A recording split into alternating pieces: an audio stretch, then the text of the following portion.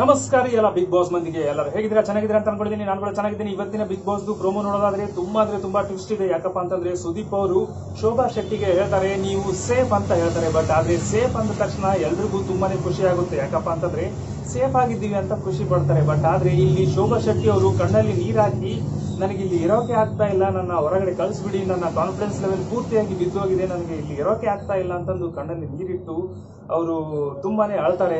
ಯಾಕೆ ಅಳ್ತಾರೋ ಯಾಕಿಲ್ಲೋ ಅಂತ ನನಗೆ ಗೊತ್ತಾಗಲಿಲ್ಲ. ಯಾಕಪ್ಪ ಅಂತಂದ್ರೆ ಅವರು ತೆಲುಗುದಲ್ಲಿ ಹೋಗಿ ತುಂಬಾ ರಫ್ ಅಂಡ್ ಟಫ್ ಆಡಿ ಎಲ್ರಿಗೂ ಫೇಸ್ ಟು ಫೇಸ್ ಎದುರಿಸಿದ್ದೇನೋ ಒಂದ್ ರೀತಿ ಫೈನಲ್ ಲೆವೆಲ್ ತನಕ ಹೋಗಿ ವಾಪಸ್ ಬಂದಿದ್ದಾರೆ. ಬಟ್ ಆದ್ರೆ ಇಲ್ಲಿ ಇನ್ನು 2 ವಾರ ಕೂಡ ಆಗಿಲ್ಲ, ಅಷ್ಟರ ಮಟ್ಟಿಗೆ ಕಾನ್ಫಿಡೆನ್ಸ್ ಲೆವೆಲ್ ಅನ್ನೋದು ತುಂಬಾ ಇಳಿದ್ಬಿಟ್ಟಿದೆ ಅವರಿಗೆ. ಯಾಕಪ್ಪ ಅಂತಂದ್ರೆ ಅವರಿಗೆ ಯಾವುದೇ ರೀತಿ ಆಡೋಕೆ ಮುಂದೆ ಬಿಡ್ತಾ ಇಲ್ವಾ, ಅಥವಾ ಅವ್ರಿಗೆ ಮಾತಾಡೋಕೆ ಯಾವುದೇ ರೀತಿ ಕಾರಣಗಳು ಸಿಗ್ತಾ ಇಲ್ವಾ ಏನಂತಾನೆ ಗೊತ್ತಾಗ್ಲಿಲ್ಲ. ಬಟ್ ಆದ್ರೆ 2ನೇ ವಾರನೇ ಅವರು ಕಳಪೆಗೆ ಹೋದ್ರು. ಆ ಒಂದು ಕಳಪೆ ಹೋದ್ಮೇಲೆ ಅವರಿಗೆ ಕಾನ್ಫಿಡೆನ್ಸ್ ಲೆವೆಲ್ ಅನ್ನೋದು ಪೂರ್ತಿಯಾಗಿ ಬಿದ್ದುಬಿಡ್ತು.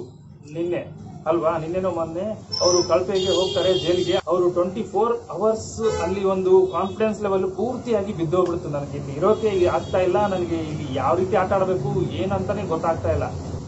ಅಲ್ಲಿಗೆ ಸುದೀಪ್ ಅವ್ರು ಹೇಳ್ತಾ ಇದ್ದಾರೆ, ಮತ್ತೆ ಹಂಗೈದ್ರೆ ಯಾಕೆ ಬರಕ್ ಹೋದ್ರಿ ಅಂತ ಕೇಳ್ತಾರೆ. ನಿಮ್ಗೆ ಇರಕ್ ಇಷ್ಟ ಇಲ್ಲ ಅಂತಂದ್ರೆ ನಾನು ಆಲ್ರೆಡಿ ಡೋರ್ ತೆಗಿಸ್ತೀನಿ ಅಂತ ಹೇಳ್ತಾರೆ. ಬಟ್ ಡೋರ್ಗಳ ತೆಗೆದು ಬಿಡ್ತಾರೆ.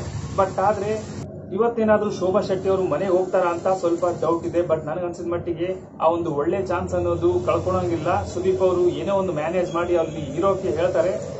ಬಟ್ ನಾನು ಹೋಗ್ಲೇಬೇಕು ಅಂದಾಗ ಅವ್ರು ಕೂಡ ಏನ್ ಮಾಡಕ್ ಆಗೋದಿಲ್ಲ, ಅದು ನಿಮ್ಮ ಹಣೆ ಬರ ಅಂತಂದು ಹೊರಗಡೆ ಕಳಿಸ್ಬಿಡ್ತಾರೆ ನನಗನ್ಸಿದ ಮಟ್ಟಿಗೆ. ಬಟ್ ಆದ್ರೆ ತೆಲುಗುದಲ್ಲಿ ಅಷ್ಟೆಲ್ಲ ರಫ್ ಅಂಡ್ ಟಫ್ ಆಡಿ ಇಲ್ಲಿ ಬಂದಾಗ ಯಾಕೆ ಕಾನ್ಫಿಡೆನ್ಸ್ ಲೆವೆಲ್ ಕಡಿಮೆ ಆಯ್ತು ಅಂತ ನನಗೆ ಗೊತ್ತಾಗ್ಲಿಲ್ಲ. ಯಾಕಂತಂದ್ರೆ ಅವರು ಬರೋ ರೇಂಜಿಗೆ, ಆ ಒಂದು ಪ್ರೋಮೋ ನೋಡೋ ರೇಂಜಿಗೆ, ಅಂದ್ರೆ ತೆಲುಗುದು ಪ್ರೋಮೋ ನೋಡಿದಾಗ ಎಷ್ಟರ ಮಟ್ಟಿಗೆ ಅವ್ರದ್ದು ಹವಾ ಇತ್ತಂತಂದ್ರೆ ಇಲ್ಲಿ ಬಂದಾಗೂ ಪ್ರತಿಯೊಂದು ಪ್ರೋಮೋದಲ್ಲಿ ಅವರೇ ಇರ್ತಾರ ಅಂತ ಅನ್ಕೊಂಡೆ. ಬಟ್ ಆದ್ರೆ ಅಲ್ಲಿ ಯಾವುದೇ ಒಂದು ಪ್ರೋಮೋದಲ್ಲಿ ಕಾಣಿಸ್ತಾ ಇಲ್ಲ.